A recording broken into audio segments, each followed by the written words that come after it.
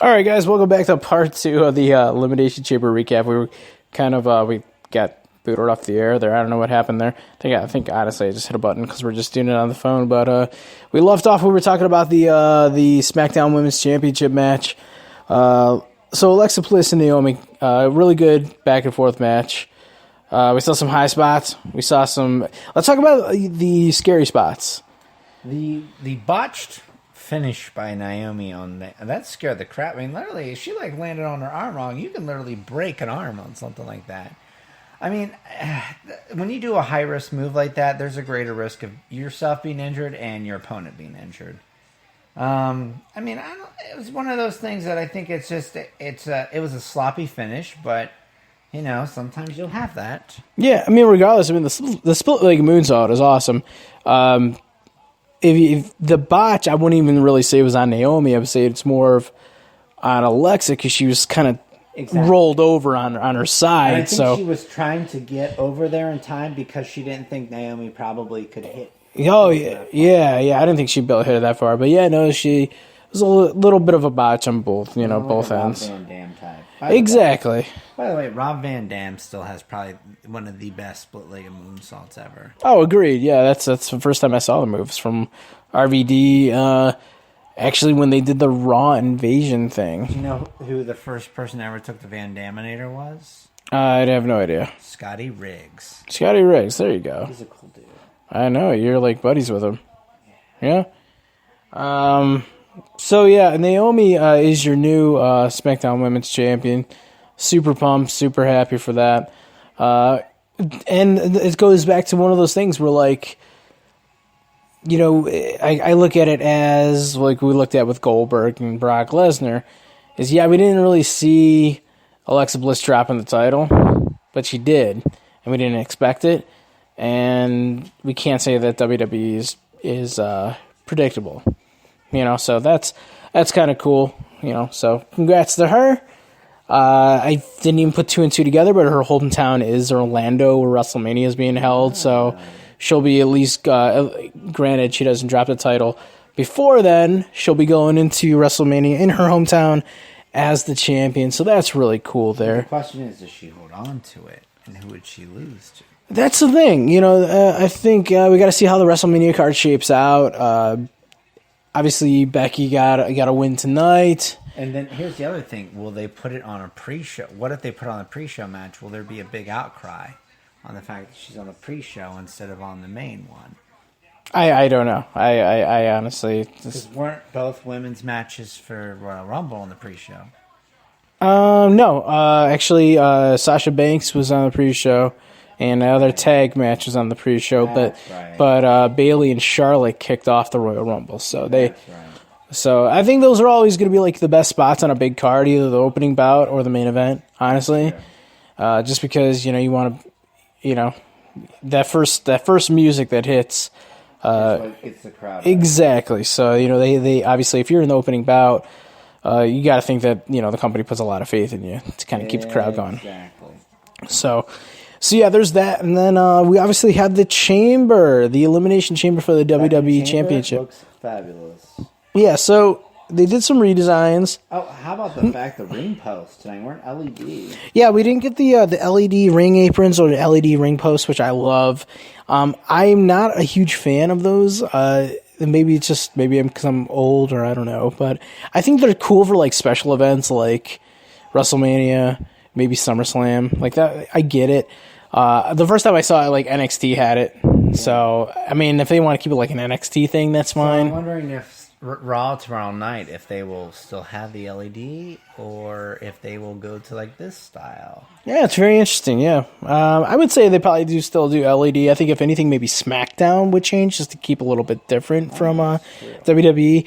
But honestly, you know what I thought? The reason it's probably like that is because they had the chamber over the ring. Oh, that's true. So they had to go the old school. Yeah, they go a little bit old school. Which they do at live events. They use the old school rings. They don't use the LED at live events. No, and yeah, that's totally fine. Shows.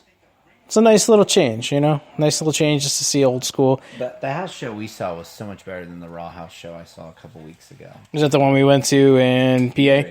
Yeah. So I think it was pretty much, it was roadblock for the most part, except for the other way around. Well, that's what WWE's going to do. They're going to be... Captain Chris Jericho. We got to see Chris Jericho wrestle. We got to see Chris Jericho. Exactly. Chris Jericho is the man. I love Chris Jericho. Chris Jericho was my wrestler of 2016.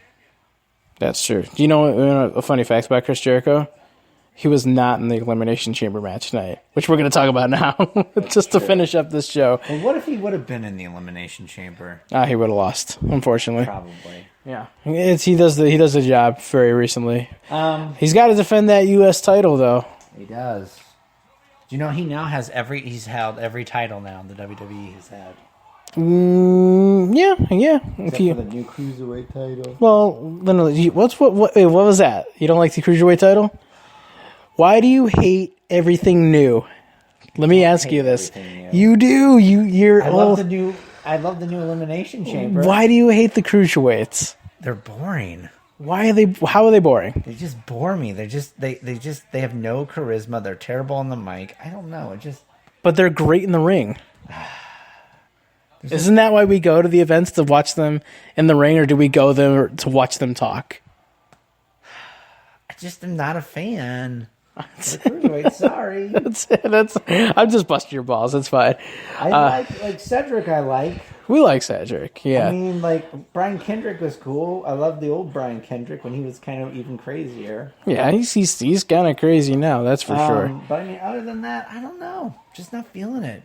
Maybe I just need more. Maybe I just need Neville to go back to doing the Red Arrow. He does still. He's doing like the Rings of Saturn. Do you like heel Neville though? No, I like face Neville. Why? Okay, is it just like because he's like a little guy and he's like the underdog? And you can't buy like a little guy being angry. Yes, I can't stand short man simplex or whatever it's called, syndrome. That's it, short man syndrome. Yeah, but the dude's like, I think he's taking some PEDs, man. Possibly, but like his interviews and his promos, which are the same thing. I don't know why I just said that, but his interactions are 100 times better. When he was in NXT, when he was the NXT champion, he showed like towards the end when he was fighting Sammy, he showed like some hints of like turning heel, and I'm like, I thought that was pretty good, but he was kind of like doing like the tweener gimmick. Yeah, the tweener gimmick, and like the heel stuff that he would do would be kind of like cowardice. That's the word I'm looking. Like Kevin Owens, like. Yeah, but like I like him now, where he's like, I'm going to wreck everybody in my way. I love it. I love like how he's just like, I'm going to destroy everybody. I don't know. Maybe I just need it's hard to watch. I don't know. I do like Jack Gallagher. I think that gimmick is awesome. It's very vaudevillains like. The vaudevillains in them need to tag up. Possibly. And call it the gentleman's quarters or something like that. There you go, WWE. So we got completely off track there. That's my fault. Back to the chamber, though. Yeah, chamber match. Which I dug. So the chamber was sweet, and I did all the participants for the most part. Do you think people are pissed about the padded flooring? Yes, they were very pissed off. I was reading Twitter; it was hysterical. I didn't mind the padding. I actually liked the padding. I think I'm not gonna lie, like I would cringe every time they would hit that grate. So the padding is good. Safety is fabulous. Go for safety. Yeah, and there's like other little things, like we got little cameras in the pods, which were noticeably bigger. If you looked at the top of the pods, they were flattened out, so they were obviously some platforms for some high spots. This chamber's a little bit taller, a little bit wider. At first, we thought it was smaller, just by the shape, because it's more of like an octagon shape. But, so gone is the rounded classic chamber. We now have this crazy hexagonal, octagonal looking chamber, and it's got like the WWE logo on the top. So, yeah, I liked it, So we got some real cool, some hints going into WrestleMania. He's a champion. So, of course, we're going to have probably Bray and Randy. And, of course, there's still what you do with AJ. AJ is the main person that you're really not sure what's going to happen with. That's really true. And are we forgetting anybody else who was in the match? I think that's it. We got everybody. So, yeah, AJ... That's all 6 people. Yeah, you're right. You covered it pretty good. there's been these rumors. I hope it's not true that we're going to somehow get an AJ Styles versus Shane McMahon match. I think it can be decent. I don't think it's going to be a 5-star match if that's the case. I would love to see an interpromotional match between AJ and Finn. What about AJ versus Taker? AJ versus Taker would be sweet, but I heard that they're going to be doing Taker versus the big dog, Roman Reigns. My wife's favorite wrestler. Actually, my wife loves Goldberg for some stupid reason. Why does your wife like Goldberg? She likes, I don't know, she likes 50-year-old bald men, I guess. I don't know. So maybe if younger girls like an old man. I don't know, man. She loves Goldberg for some stupid reason. I don't know. Yeah. No offense to any Goldberg lovers out there, man. I'm cool with the man. He better not be KO in a few weeks, which I'm sad because I think that's what's gonna happen. I'm not looking forward to that. But maybe we'll see a real match out of him and Brock and Mania because that is actually signed. But so AJ. They were the final two. It was AJ and Bray. Cena was eliminated early. Not early, but like second to last. And that was kind of cool. I think we were like right before it happened, I said like, oh, that'd be really cool if Cena, if he is going to lose the title, if he gets eliminated now. Yeah. Because then it's like, okay, well, it's not the obvious. I think everybody was still shocked that when Bray did it. It was out of nowhere. It was really quick. It was. But it was a cool finish. I mean, a cool move that he did, the Sister Abigail. And then I think once Bray pinned Cena, I think a lot of people knew Bray was probably going to win. Yeah, a lot of people cheering for Bray, a lot of people cheering for AJ. I would have been cool either way if it was going to be AJ and Orton or Bray and Orton. But given the storyline that Bray and Randy have been in, that makes a lot more sense. And AJ... I've said it before, AJ Styles is my favorite wrestler, hands down. He's been my favorite wrestler since TNA. He's my favorite wrestler since, when he did Ring of Honor stits after TNA, New Japan, and now WWE. But even though he didn't win, I am so happy for Bray Wyatt because, the dude has been in WWE, on the main roster, since 2013. I mean, people are congratulating Bray. Everybody's happy online, and it's the biggest example is this is just that's coming out tonight, at least from Twitter. It seems like it's Fire Ratonga. But other than that, people are excited, and a lot of people said, from Husky Harris to WWE champion. Exactly, and it's just. No one says that Randy has to win the title at Mania. Exactly. I would love to see Bray get a lengthy run. And who knows, maybe Cena can get the title back from him at SummerSlam. Who knows? But I think you're right. I think signs point to Corbin and Ambrose feuding. We have more seeds planted for the Cena and Miz and Maurice and Nikki Bella love triangle hardcore match. It should just be a hardcore match. God, I would love that. And everybody comes down in blue jeans because that's what you have to do if you wrestle in a hardcore match in a WWE. Oh man, those WWE hardcore matches were the bomb. Well, so if Nikki and John team, does Nikki need to wear jorts to the ring? Yes, absolutely. Good call. I love it. Okay, so they both wear jorts, but they do the Bella Twins entrance. That would be sweet. That's what I'm hoping for. I guess that's a cool match, and we haven't seen Maurice in a match since she's come back. No, so we have not. So that'll definitely be something. Yeah, man. Yeah. Well, obviously they're teasing Randy and Bray because that's how they went off the air. Randy Orton came down to the entrance ramp, and they kind of had a mini stare down, and Bray did his follow the buzzards and laughed into the camera and, celebrated. So I know it's Sunday night, but I'm really excited for Tuesday night. Exactly. So we got to get through tomorrow. But guess what? You know what's happening tomorrow? You know who's coming back tomorrow?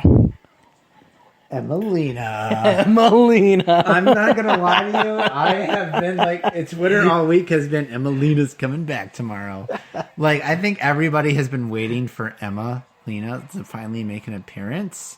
So, I I know what I'm going to be doing from 8 to 11 p.m. tomorrow, and that's going to be watching for Emelina. If she cancels again, then I'm done. Then it's over. But yeah, guys, that's the Elimination Chamber recap. This is part 2 of 1 of 2 because we have technical difficulties. As always, guys, you can check us out at rebellionwrestling.com. We're on Facebook, Twitter at RWR_wrestling. Go to prowrestlingtees.com/rebellionwrestling.